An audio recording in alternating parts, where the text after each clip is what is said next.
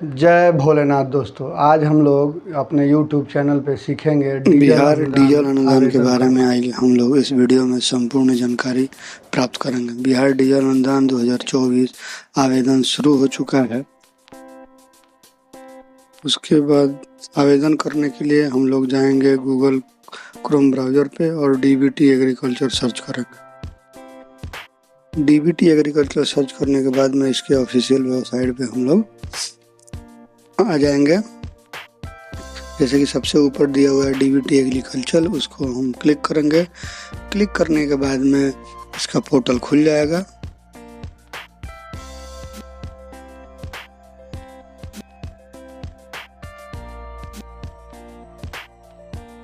हम लोगों का पोर्टल खुल के आ जाएगा।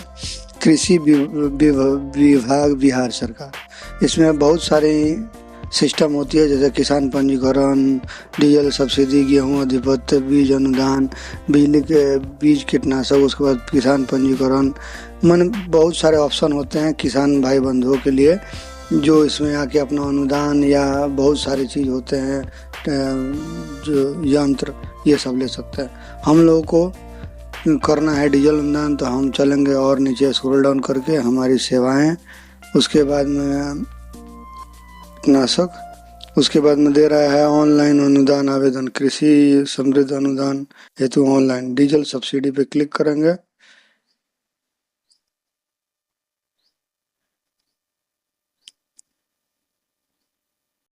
उसके बाद हमारा ऑप्शन आ जाएगा, जैसे कि लिख रहा है अनुदान का प्रकार, यहाँ पे चयन करेंगे डीजल अनुदान। उसके बाद में हम लोग चलेंगे, यहाँ देखिए लिखा ओके पे क्लिक करेंगे। उसके बाद यहाँ लिखा हुआ आ रहा है डीजल अनुदान ऑनलाइन आवेदन के लिए दिशा निर्देश। 1 नंबर, प्रिय कृषक, सूचित किया जाता है कि अभी खरीफ मौसम सम के फसल के लिए ये योजना लागू है। दूसरा, ऑनलाइन आवेदन के पूर्व डीजल रसीद को जेपीजी फॉर्मेट में स्कैन कर तथा साइज 200 केबी तक रख लें। ठीक है। उसके बाद तीसरा नंबर है, बटैयादार एवं स्वयं बटैयादार की स्थिति में सिंचाई सत्यापन दस्तावेज को जेपीईजी फॉर्मेट में स्कैन कर तथा साइज 200 केबी तक रख लें। ठीक है। यहाँ पे फॉर्म है उसका, इस पे फॉर्म है जो किसान गैर रैयत किसान हैं उनके लिए ये फॉर्म हम लोगों का खुल के आ जाएगा।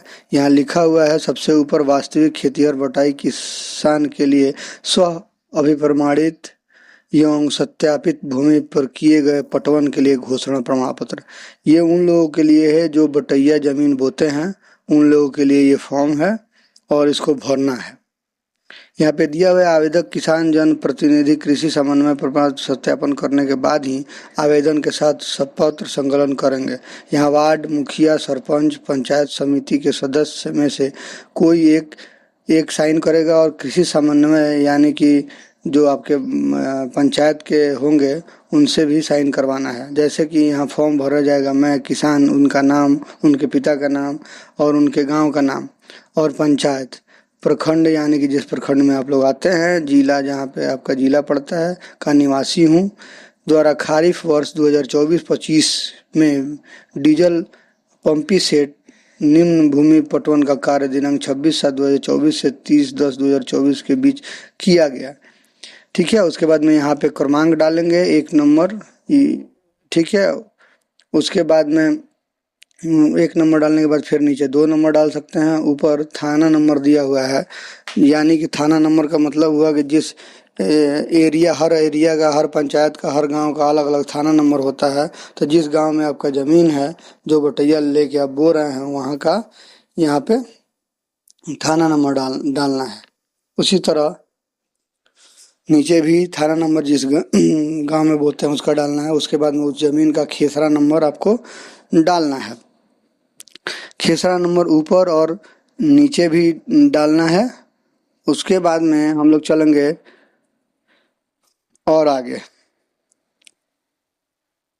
भूधारी का नाम, यानी कि जिसका जमीन आप लोग बटैया बो रहे हैं उनका दोनों आदमी का नाम, या और ऑप्शन हो तो दे सकते हैं उसका, उनका चौहद्दी, यानी कि उनके अगल बगल में कौन कौन किसका किसका जमीन है और कौन कौन जमीन बोते हैं उनका नाम लिखना है। ठीक है, दोनों पे ऊपर और नीचे में। उसके बाद आगे चलना है कुल खेती का रकबा, यानी कि आप कितना जमीन उनका बो रहे हैं उस यहाँ पे लिखना है। कि जैसे कि हम लोग 5 कट्ठा जमीन बो रहे हैं तो 5 कट्ठा यहाँ पे डिसमिल में लिखना है, यानी कि हम लोग के यहाँ 1 कट्ठा का 7.5 डिसमिल होता है। उसी तरह हम लोग अपना क्लियर करके यहाँ ऊपर और उसके जस्ट नीचे भी लिखेंगे, यानी कि जितना जितना ज़मीन आपके पास है उसका डिसमिल निकाल के हम लोग दोनों पे लिखेंगे। उसके बाद में नीचे दिया, उसके बाद वाले में दिया गया है पटवन का रकबा, यानी कि आप ज़मीन में कितना पानी पटाए हैं उसको लिखना है। उसके बाद फिर हम लोग नीचे आएंगे। नीचे लिखा हुआ है किसान का नाम, यानी कि अगल बगल में जो किसान हैं उनके गवाह के रूप में यहाँ पे नाम लिखना है, उनका पता लिखना है, उसके बाद में उनका मोबाइल नंबर लिखना है, उसके बाद उनका साइन ले लेना है। ठीक है, साइन लेने के बाद जिस दिन आप ये लोग फॉर्म भर रहे हैं उसका डेट लिखना है। उसके बाद नीचे आ जाइए, लिख रहा है वार्ड सदस्य, मुखिया, सरपंच, समिति के सदस्य का एक हस्ताक्षर, यानी कि साइन करवाना है यहाँ पे। ठीक है, उसके बाद साइन वहाँ पे हो जाने के बाद में फिर हम लोग डेट भी देख लेंगे, किस डेट से किस डेट तक का है। आप लोगों को सब समझ में आ रहा होगा।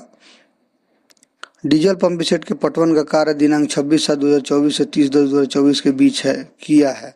उसके बाद हम लोग यहाँ आएंगे, यहाँ कृषि समन्वय का हस्ताक्षर होता है, जो आपके पंचायत के किसान भवन में जो हेड होते हैं कि उनको कृषि समन्वय बोलते हैं, माने कृषि सलाहकार के ऊपर होते हैं कृषि समन्वय, उनका साइन होगा। उसके बाद हम लोग इस फॉर्म को फिलअप कर लेंगे। उसके बाद फिर हम लोग अगले वेबसाइट पे आएंगे और यहाँ से ये अब हम लोग उसको अच्छी तरह से पढ़ लेंगे। पढ़ने के बाद में इसको हम लोग क्लोज कर देंगे।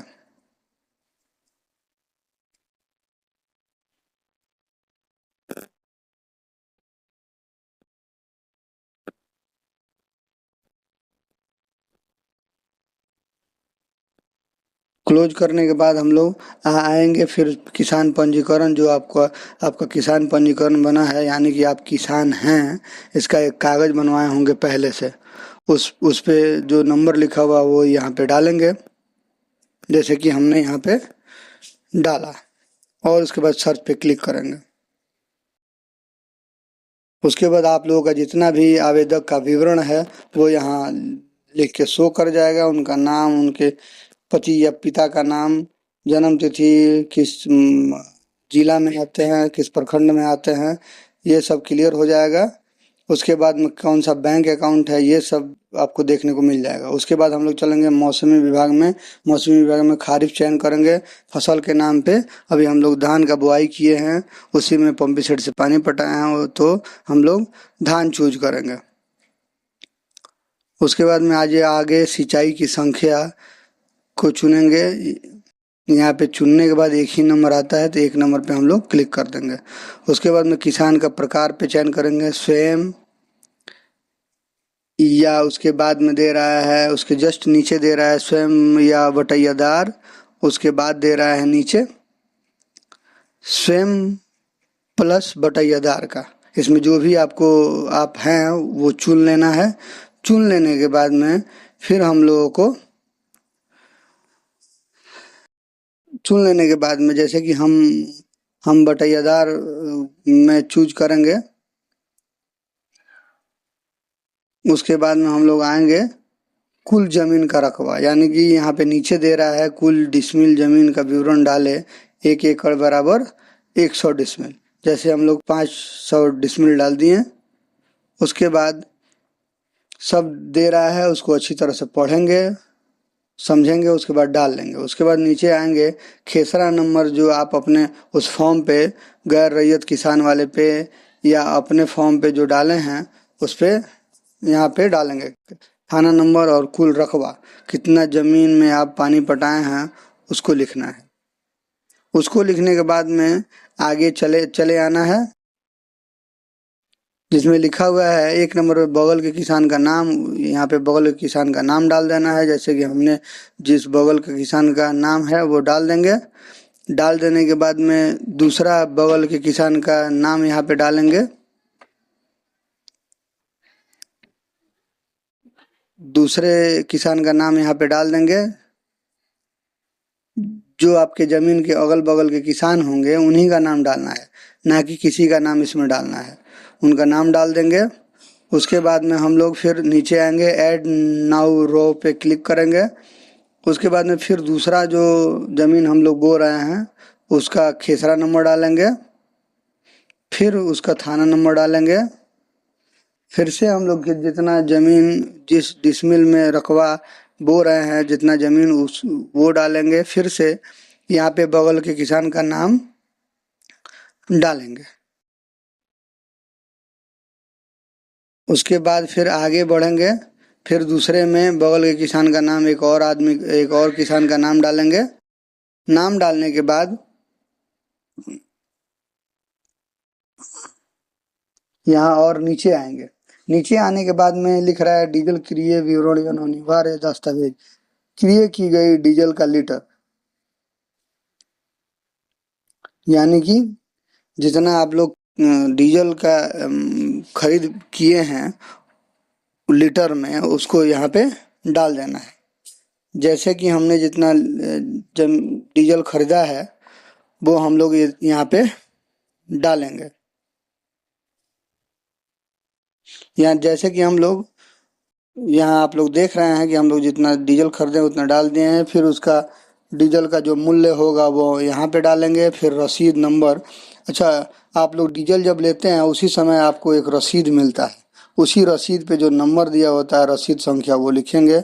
जिस डेट में हम लोग डीजल खरीदे हैं उस डेट का यहाँ पे मेंशन करेंगे, यानी कि जिस डेट में हम लोग खरीदे हैं, यानी कि जैसे कि हम 26 तारीख को खरीदे हैं, ठीक है।